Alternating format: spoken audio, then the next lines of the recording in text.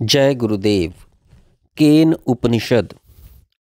ओम आप्यायन्तु ममांगानि वाक्प्राणश्चक्षुः श्रोत्रमथो बलमिन्द्रियाणि च सर्वाणि सर्वब्रह्मोपनिषदं माह ब्रह्म निराकुर्यां मा ब्रह्म निराकरोद निराकरणमस्त्व निराकरणं मेऽस्तु तदात्मानि निरते य उपनिषत्सु धर्मास्ते मयि सन्तु ते मयि सन्तु। ओम शांति शांति शांति। यह उपनिषद सामवेदीय है। केन पद से प्रारंभ होने के कारण इसी नाम से विख्यात है। इस उपनिषद से पहले ब्रह्म का स्वरूप दिखाया गया है कि ब्रह्म हमारे श्रोत्र का श्रोत्र, मन का मन, वाक का वाक, प्राण का भी प्राण और चक्षु का भी चक्षु है। अर्थात इस सब की जो जो शक्तियां हैं वे ब्रह्म के ही आधार पर कार्य करती हैं। उस तक किसी की गति नहीं है। उसको ना हम इंद्रियों के द्वारा जान सकते हैं ना मन के द्वारा, क्योंकि ब्रह्म इंद्रियों का विषय नहीं है। ब्रह्म का उपदेश करने वाले ऐसा ही कहते हैं कि वह जाना जाने के योग्य और ना जाना जाने के योग्य दोनों से भिन्न है। वाणी उसकी व्याख्या नहीं कर सकती, क्योंकि स्वयं उसी की शक्ति से बोलती है। मन उसको नहीं सोच सकता, मन स्वयं उसके आधार पर सोचता है। चक्षु उसे देख नहीं सकते, क्योंकि चक्षु स्वयं उसकी शक्ति से देखते हैं। वह श्रोत्र से सुना नहीं जा सकता, श्रोत्र जिससे सुनता है वह ब्रह्म ही है।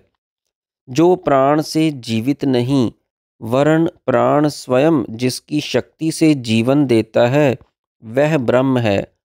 जिसकी तुम वाणी, मन, चक्षु, श्रोत्र या प्राण के द्वारा उपासना करते हो वह ब्रह्म नहीं है।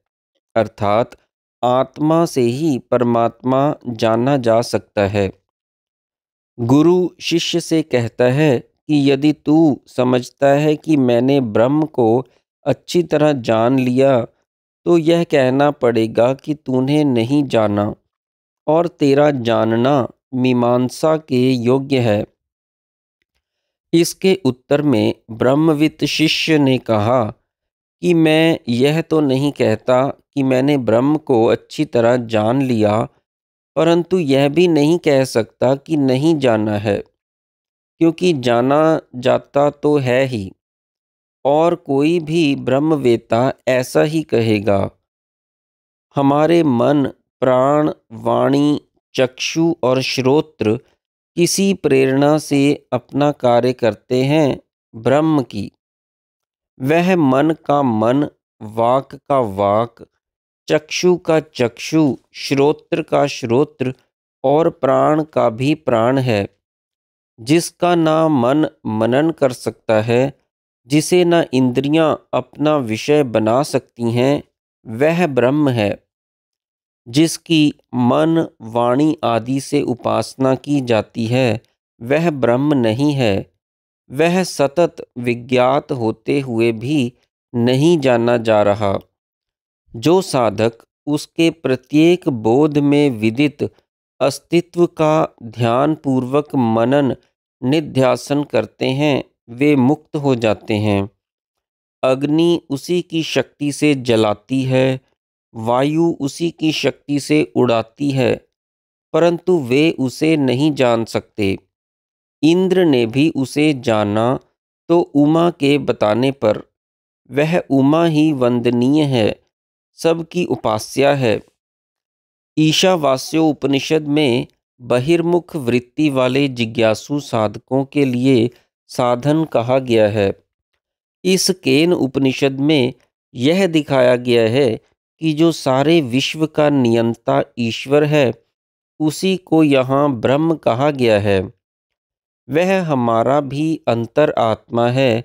यद्यपि उसे ज्ञान इंद्रियों द्वारा इंद्रियों या मन का विषय नहीं बनाया जा सकता, क्योंकि उसी की शक्ति से हमारी इंद्रियां, मन और प्राण कार्य करते हैं। वह ज्ञान स्वरूप है, इसलिए प्रत्येक बोध में उसी की सत्ता प्रकाशमान है। उस पर ध्यान पूर्वक मनन निध्यासन करने से उसका ज्ञान अपनी बुद्धि में ही अनुभव में आने लगेगा और उसी ज्ञान से मोक्ष होगा, अन्यथा नहीं।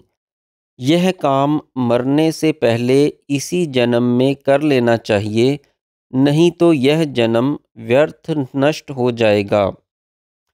प्रतिबोध विदितम मतम अमृतत्वम ही विन्दते।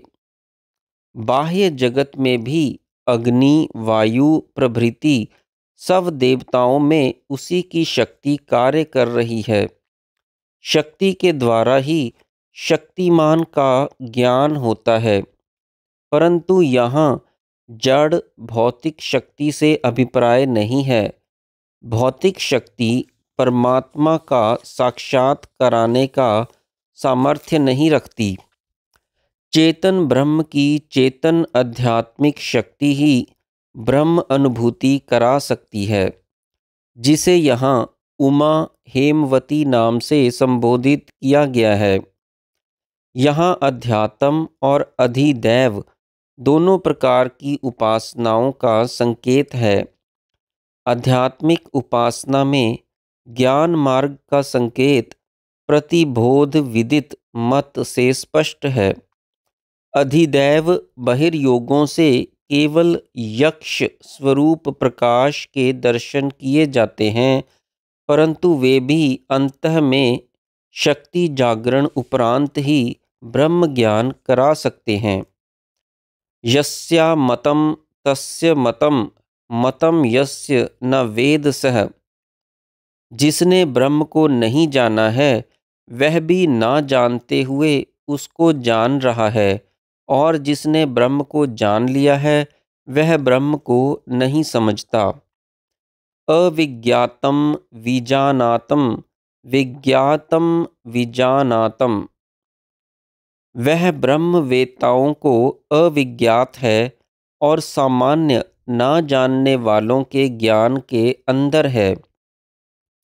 यह बात दृष्टांत की सहायता से इस प्रकार समझनी चाहिए कि आकाश का कोई रंग रूप नहीं, परंतु नीला दिखता है। हमारी दृष्टि आकाश को नहीं देख सकती, फिर भी नीले रंग को देखकर हमको आकाश का ज्ञान होता है। परंतु जो मनुष्य शून्य आकाश का अनुभव करे, तो उसको कुछ भी ज्ञान नहीं होगा। अथवा प्रकाशय पदार्थों को देखने वालों को प्रकाश का ज्ञान रहता है, यद्यपि वह प्रकाश के वास्तविक स्वरूप को नहीं जानते। परंतु प्रकाशय वस्तु से पृथक देखना चाहें तो प्रकाश का रूप नहीं दिख सकता। ऐसे ही हमारी चेतना में ब्रह्म की चित्ती शक्ति का सदा अनुभव बना रहता है, परंतु हम उसको अपनी चेतना से पृथक नहीं जान सकते। जो योगी समाधि में उसका अनुभव करके जागृत अवस्था में उस अनुभव की स्मृति स्वरूपम ज्ञान पर विचार करते हैं, तब वे उसको नहीं समझ पाते। जैसे प्रतिबिंब में बिंब का ज्ञान रहता है, वैसे ही अपनी सत्ता के चेतन ज्ञान में अथवा देखने सुनने आदि इंद्रियों के ज्ञान रूपी प्रतिबोध में जो आत्मबोध का प्रत्याभास है, चित्त स्वरूप ब्रह्म का जो प्रतिबिंबित है, उसका ज्ञान रहता है, परंतु वह समझ में नहीं आता। यदि पराविज्ञान का आश्रय लेकर उस पर मनन निध्यासन द्वारा चिंतन किया जाए, तो उससे मोक्ष मिलता है। इस प्रकार आत्मचिंतन से अनुभूति स्वरूप उत्साह बल प्राप्त होता है और उसको समझ लेने से मोक्ष मिलता है। यदि यहीं इस जन्म में ही ऐसा ज्ञान हो गया है तो ठीक है। यदि यहाँ ऐसा ज्ञान नहीं हुआ है तो बड़ी हानि होगी, क्योंकि एक जन्म नष्ट हो जाएगा। ऊपर बताए गए प्रकाश प्रकाशय के दृष्टांतवत ब्रह्म को समझ पूर्वक विचिन्त्य विशेष रूप से अर्थात ध्यान समाधि युक्त निध्यासन द्वारा अनुभव गम्य करके बुद्धिमान मनुष्य इस लोक से प्रयाण करके अमर हो जाते हैं। इन दो श्रुतियों में ब्रह्म और मनुष्य की चेतना का एकांतिक सारूप्य दिखाया गया है। प्रत्येक मनुष्य में जो चेतन प्रकाश दिख रहा है वह ब्रह्म का ही प्रकाश है। क्या कोई मनुष्य यह कह सकता है कि मैं अपनी चेतन सत्ता का अनुभव नहीं कर रहा? वह अपनी जिस चेतना का अनुभव नित्य करते रहते हैं उसमें ब्रह्म का चित्त स्वरूप ही तो चमक रहा है, जो प्रकृति के मन बुद्धि आदि तत्वों के संघात की उपाधि से प्रत्याभासित होने वाला प्रकाश है। हम यदि काले नीले लाल पीले रंगों से युक्त विभिन्न पदार्थों को देखते हैं तो उनके साथ ही उपाधि रहित प्रकाश को भी अवश्य अनुभव करते हैं, क्योंकि उसकी सहायता के बिना तो कुछ भी दृष्टिगोचर नहीं हो सकता। इसी प्रकार अपने भक्ति प्रेम दया काम क्रोध लोभ मोह आदि विभिन्न राजसिक तामसिक एवं सात्विक विचारों और भावों युक्त मानसिक विकारों को जब हम अनुभव करते हैं तो उनके साथ में निर्विकार चिन्मात्र ब्राह्मी प्रकाश की भी पृष्ठभूमि अखंड रूप से बनी रहती है, यद्यपि वह समझ में नहीं आती। जय गुरुदेव।